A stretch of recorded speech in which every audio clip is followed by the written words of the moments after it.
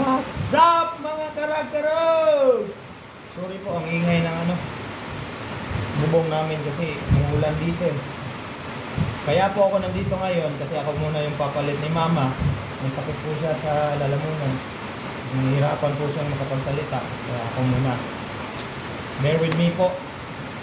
First time ko pong mag-vlog. Ngayon lang po ako nakakita ng camera na ako po yung nag-video. Let's see kung anong gagawin. Hindi ko po alam eh. First timer po. At saka linear type person po ako. Ito na nga mga karag-karag. Pinahandaan daw ng Columbia ang Miss Universe 2024.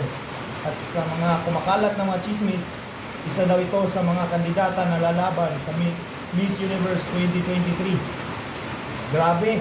Nilait daw ng mga ibang taga-tacos. Ano yung tacos? Pagkain ba yun? May lugar pala na tacos. Ang itsura, sabi nila, over fake beauty na daw. Hindi daw normal. Siguro, ganun yung comment nila sa tao, wala tayong magagawa. Pero tingnan natin anong gagawin ng kandidata. At nang makita ko rin ang picture, ito. Sangayon ako. Sobrahan niya sa formalin at barang sa karayom yung mukha. Grabe. Formalin pa. Pihin nilang may halong vampira at red vessel at may halong hemoglobin yung mukha. Grabe yun. Hemoglobin. What is hemoglobin? Pero for me, buwak ganun yun. Mananalo ang mananalo. Well, top 5 sila last year.